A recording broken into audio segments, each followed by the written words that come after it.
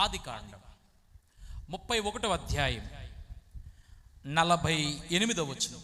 ఆదికాండం 31వ అధ్యాయం 48వ వచనం. చెప్పాను కాబట్టి దానికి గలేదు అను పేరు పెట్టాను. మరియు మనము ఒకరిని ఒకరు దూరముగా ఉండక యెహోవా నాకును నీకును మధ్య జరుగునది కనిపెట్టునని చెప్పాను గనుక దానికి మిస్పా అను పేరు పెట్టాను. దేవునికి స్తోత్రం కలుగును గాక. హల్లెలూయా. మిస్పా అనగా మూడవ అర్థం ఏంటంటే నిబంధన, కోవెనెంట్. ఒట్టు, నిబంధన, ఈ రెండు దగ్గరగా ఉండే పదాలు, కానీ చాలా వ్యత్యాసం ఉంటుంది. Huge difference between promise and A covenant. మనకి దేవుడు పాత ఒట్టు, కొత్త ఒట్టు అనేది ఇవ్వలేదు. బైబిల్ పాత నిబంధన, క్రొత్త నిబంధన అని ఇవ్వబడింది. నిబంధన అనే మాట చాలా ప్రత్యేకమైనది. ఒట్టు నీకు అవసరమైతే ఒట్టు, అవసరం లేకపోతే తీసి గట్టు మీద పెట్టు. భార్య మీద ఒట్టండి, పిల్లల మీద ఒట్టండి, ఎప్పుడు తాగనండి, అస్సలు తాగనండి. చెంబుడు చీము తీశారు పొట్టలోంచి. డాక్టర్ గారు చెంబుడు చీము ఒక ఆయనకి తీసి అంటారు కదా, ఒరే నువ్వు తాగిందంతా నీ రక్తాన్ని ఏ కలర్లో మార్చేసిందో చూడు. నువ్వు తాగుతూ వచ్చావు, నీ రక్తాన్ని అంతటిని ఏ కలర్లోకి, అసలు రెడ్గా ఉండాలి రక్తం, పప్పుజారులో ఉంది. మరి సీమ అంతే కదా, అలా ఉంటుంది కదా. పప్పుజారులో తాగేవరే, నువ్వు తాగిందే తాగేదా? హై బాబాయ్ అట్టగారండి, వద్దండి పోతావు. భార్యను చూడు, బిడ్డలను చూడు. ప్రమాణం చేసేసాడు, నా భార్య మీద ఒట్టండి, నా బిడ్డల మీద ఒట్టండి, నా భార్య మీద ఒట్టండి, నా ముగ్గురు బిడ్డలు పెట్టండి, నా భార్య మీద ఒట్టండి, నా ముగ్గురు బిడ్డలు పెట్టండి. అసలు తాగరండి. ఇంకో దారి మీ దగ్గరికి వస్తానేమో చూడండి అని వెళ్తా ఆటో ఆగిపోయింది. అదేటో అక్కడ కొద్దిగా ఆటో ఆగిపోద్ది, బండి ఆగిపోద్ది, సైకిల్ ఆగిపోద్ది. రైలు మిస్ అయిపోతున్నప్పుడు పరిగెడతాడు, అలా పరిగెడతాడు, పని నుంచి వచ్చేస్తే ఉన్నాడు. పిల్లరా గమనించండి, ఒట్టు వేసినంతసేపు ఉండదు. దేవుడు ఒట్టులు వేయడు, నిబంధన చేస్తాడు. హల్లెలూయా. బైబిల్లో చాలా నిబంధనలు ఉన్నాయి. మనిషికి మధ్య జరిగిన నిబంధనలు ఉన్నాయి. యాకోబు లాబాను మధ్య జరిగింది, దావీదు యోనాతాను మధ్య జరిగింది. covenant between man and man, but there is something very different. ఒక ప్రత్యేకమైన నిబంధన ఉంది. ఈసారి నిబంధన దేవునికి మానవుడికి. హల్లెలూయా. ఇది చాలా డిఫరెంట్. ఇది ఎక్కడ చూస్తామంటే అబ్రహాము లైఫ్లో చూస్తాం. అబ్రహాముని దేవుడు అంటాడు, నేను సర్వశక్తి కలిగిన దేవుడను. Yes lord, okay. నీ సంతానము బయటికి రా, ఒకసారి బయటికి రా. వచ్చాడు. ఆకాశంలో నక్షత్రాలు లెక్క పెడతానన్నాడు. మర్చిపోతున్నాను ప్రభు అన్నాడు. నా వల్ల కాదు ప్రభు అన్నాడు. ఏమన్నావు? నా వల్ల కాదు ప్రభు అన్నాడు. ఏమన్నావు? నా వల్ల కాదు ప్రభు అన్నాడు. ఎస్, నీ వల్ల కాదు, అంత సంతానాన్ని ఇస్తాను. మనం హల్లెలూయా అన్నాం, కానీ అలాగే అన్నాడు ఆయన. రెండోది, సముద్రపు ఇసుకరేణువుల దగ్గర తీసుకెళ్ళాడు. ఈ ఇసుకరేణువులు దోషుడితో తీసుకున్నాడు. లెక్క పెట్టు. వీటిని లెక్క పెడతా, నా వల్ల కాదు ప్రభా. ఏమన్నావు? నా వల్ల కాదన్నాను. మళ్ళీ చెప్పి ఏమన్నావు? నా వల్ల కాదన్నాను. ఎస్, నీ సంతానాన్ని అలా చేస్తాను. మీరు ఆమెనన్నట్లుగా ఆయన అనలేదు. అలాగే ప్రభు అన్నాడు. నమ్ముతున్నానులే ప్రభు, నమ్ముతున్నాను, ఐ బిలీవ్. కానీ ఇక్కడ ఏమీ మార్గాలు కనబడతలేదే. ఆల్మోస్ట్ నేను 100 దగ్గరికి వచ్చేస్తాను, సెంచరీ దగ్గరికి వస్తున్నాను.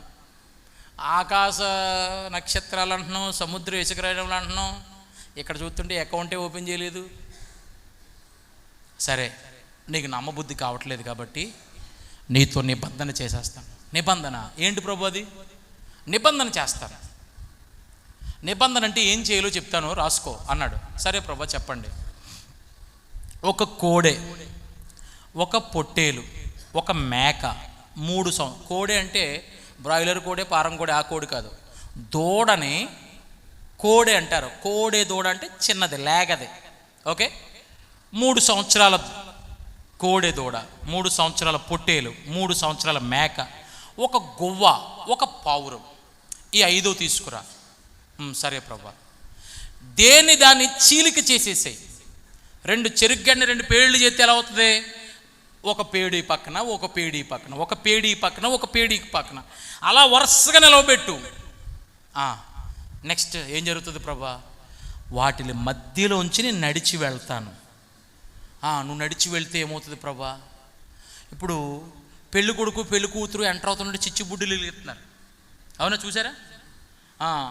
నేను వాళ్ళు వచ్చే ముందు వెలిగిస్తారు, కానీ నేను వచ్చి వెళ్ళిన తర్వాత నువ్వు ఏ పెట్రోలు పోయిన అవసరం లేకుండా, ఏ కిరసనాయిలు పోయిన అవసరం లేకుండా, ఏ కాలే పదార్థం పోయిన అవసరం లేకుండా, మండే స్వభావం ఉన్నది పోయిన అవసరం లేకుండా దానికదే కాలడం మొదలు పెడతాయి.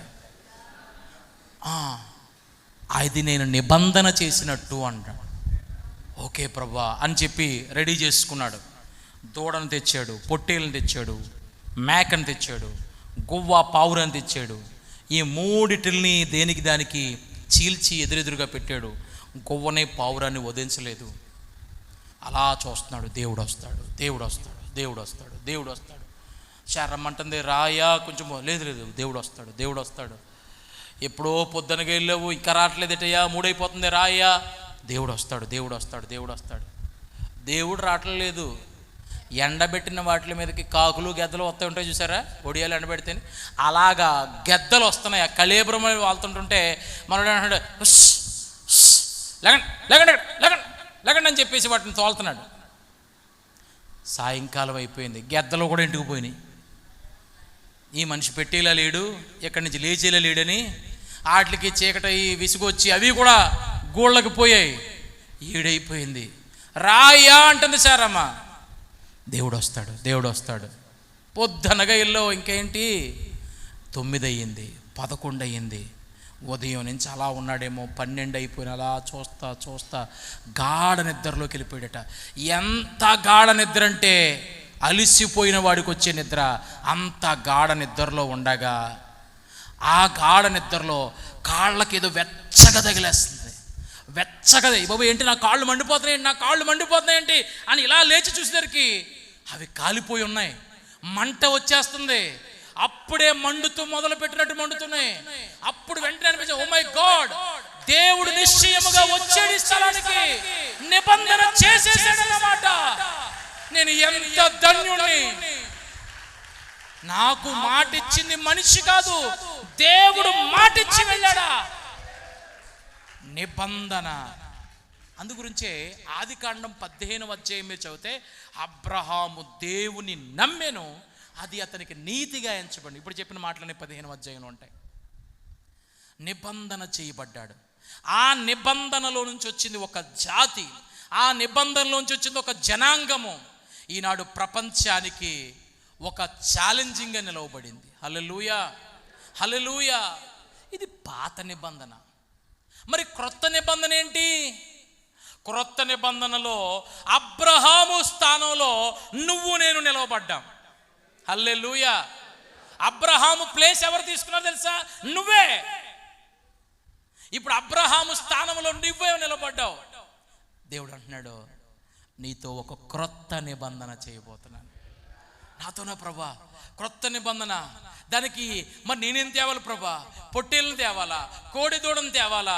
మేకను తేవాలా? లేకపోతే పావురము గువ్వ ఏం తేవాలంటే, నో, నువ్వేం తేనవసరం లేదు. నేనే నరుడుగా రాబోతున్నాను. నేనే నా కుమారుని మీ మధ్యలోనికి పంపబోతున్నాను. ఆ కుమారుడు మన మధ్యలోనికి వచ్చాడు. ఆ కుమారుడు మన మధ్యలోనికి వచ్చి పొట్టేలు స్థానాన్ని ఆయన తీసుకున్నాడు, కోడి దూడ స్థానాన్ని ఆయన తీసుకున్నాడు. ఆ మేకపోతు స్థానాన్ని ఆయన తీసుకున్నాడు. వాటిని అబ్రహాం ఎలాగైతే నడిమికి చీల్చాడో, మన ప్రభువు కల్వరి సిలువలో మన కోసం చీల్చబడిపోయాడు. 39 కొరడా దెబ్బలు. ఏ ప్రక్క చూసినా దున్ని వేయబడిందట ఆయన వీపంతా కూడా. పౌలు అంటాడు, ఆయన శరీరములో ఏ భాగములో అయితే గాయము లేకుండా ఉంటుందో అంతకు మించి నేను ఎక్కువ శ్రమ పడతాను. అంటే దేవుని ప్రభు యొక్క శరీరము అంతగా తూట్లు పొడవబడింది. ఇది నిబంధన కోసం ఇవ్వబడుతున్న బలి అర్పణ. నువ్వు ఎక్కడికి వచ్చావు అంటే ప్రభువు నిబంధన చేసిన స్థలంలోకి వచ్చావు. ఆమేన్, హల్లెలూయా. నువ్వు ఇక్కడికి వచ్చి నీ చూపులన్నీ దేని మీద ఉండాలి తెలుసా? ప్రభువు యొక్క సిలువ మీద ఉండాలి. మర్చిపోతున్నారు సిలువని. సిలువ మీద ప్రభువు చేసిన త్యాగాన్ని మర్చిపోతున్నారు నేటి సంఘము. నా ప్రియమైన దేవుని సంఘమా, దేనినైనా మర్చిపోగాని ప్రభు త్యాగాన్ని మాత్రమే అన్నాడు మరువద్దు. నువ్వు సిలువను నిత్యము నీ మధ్యలో జ్ఞాపకం చేసుకోవాలి. ప్రభువా, నువ్వు నాకు నిబంధన చేసావు కదా, నువ్వు నాతో నిబంధన చేసావు కదా. ఈసారి నిబంధన ఒక పొట్టేలు సాక్షిగా చేయలేదు, ఒక కోడెదూడ సాక్షిగా చేయలేదు, ఒక మేకపిల్ల సాక్షిగా చేయలేదు, ఒక గువ్వ ఒక పావురం సాక్షిగా చేయలేదు. సాక్షాత్తు నువ్వే నా కోసం ఘోరమైన సిలువ మరణం పొందావు కదా ప్రభువా. నేను నమ్ముతున్నాను ప్రభు. నీ చూపులు ఎంతసేపు కూడా ప్రభువు మీదనే ఉండాలి.